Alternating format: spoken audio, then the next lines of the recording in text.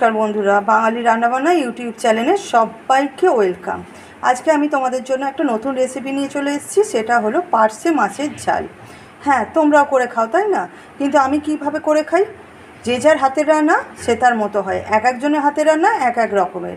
আমি কিভাবে পার্শে মাছের ঝালটা করি এবং তাতে কি কি মশলা দিই সেটাই আজকে আমি তোমাদের কাছে তুলে ধরবো। আমি এই পার্শে মাছের ঝালটা করব, এর জন্য একটু পেঁয়াজ আর টমেটো শুধু কেটে রেখেছি। আর পার্শে মাছগুলোকে নুন হলুদ মাখিয়ে ভালো করে রেখে দিয়েছি জল ঝরিয়ে। এরপর আমি কি করব তোমরা দেখতে থাকো। প্রথমেই দেখিয়ে দিই, কড়ার মধ্যে তেল গরম করতে দিয়ে দিয়েছি এবং তাতে সামান্য একটু হলুদের ছিটে দিয়ে দিয়েছি যাতে না মাছ ভাজলে মাছ ফাটে। এবার আমি এর মধ্যে দিয়ে দেবো রেখে রাখা, এই দেখো নুন হলুদ মাখিয়ে রেখেছি এই পার্শে মাছগুলো একটা একটা করে ভাজতে দিয়ে দেবো।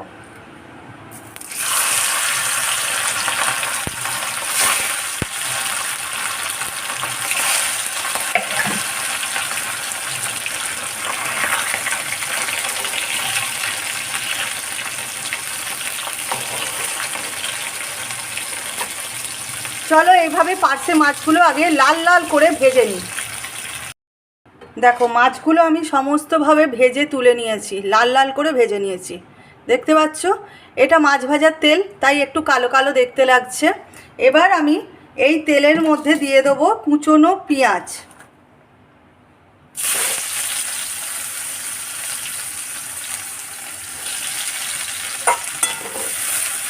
এবার এই পেঁয়াজটাকে খুব লাল লাল করে ভেজে নেব। পেঁয়াজটা কিন্তু খুব লাল লাল করে ভেজে নিয়েছি। এতে দিয়ে দিচ্ছি কুচনো টমেটো। এবার এই টমেটো দিয়ে একটুখানি কিন্তু ভাজা ভাজা করতে হবে। টমেটোকে একটু না ভাজলে টমেটোর কাঁচা গন্ধটা থেকে যাবে।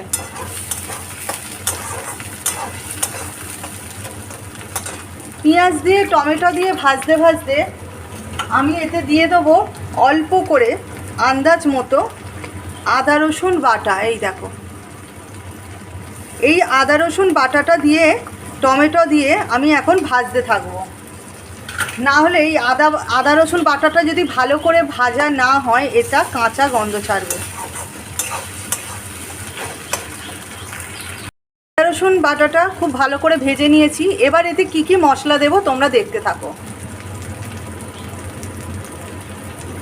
এতে প্রথমেই দিয়ে দিচ্ছি আন্দাজ মতো লবণ,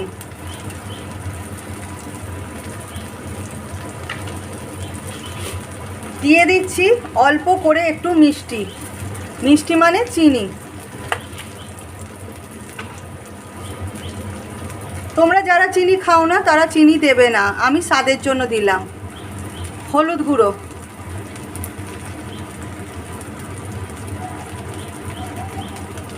লঙ্কার গুঁড়ো।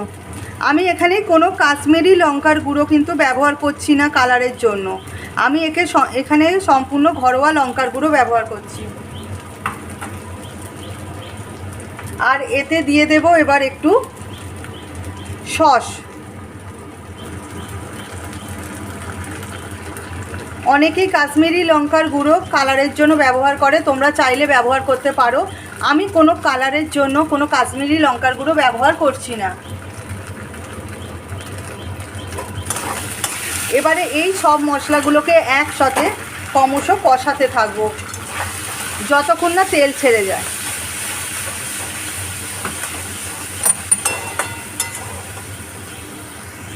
মশলাটা কিন্তু এইভাবে একভাবে কষাতে থাকতে হবে।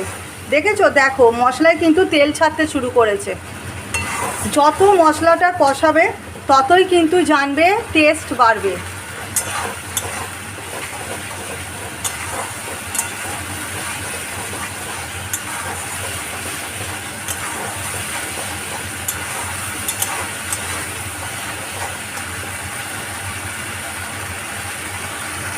মশলাটা কষানো হয়ে গেছে। এবার আমি মশলার মধ্যে দিয়ে দেবো অল্প করে জল।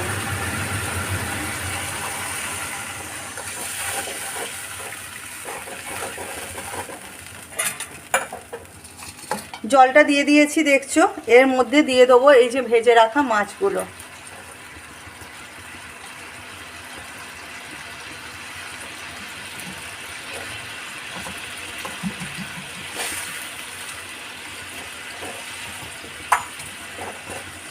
মাছগুলোকে একটু ডুবিয়ে ডুবিয়ে দেবে, তাহলে ফুটে উঠলে শুকনো শুকনো করে ভালো টেস্টটা জুসটা ধরবে। এবার এর ওপর দিয়ে দিচ্ছি অল্প করে ধনেপাতা কুচো।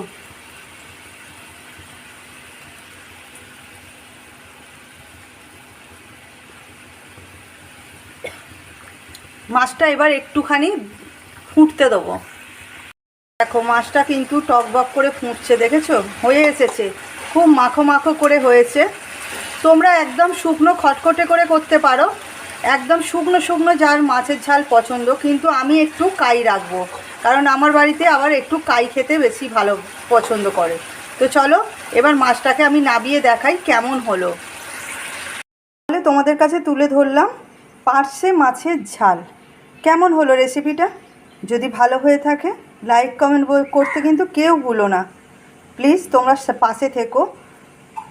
তো তোমাদের জন্য এই রেসিপিটা তুলে ধরলাম, তোমরা বাড়িতে অতি অবশ্যই সবাই করে খেও।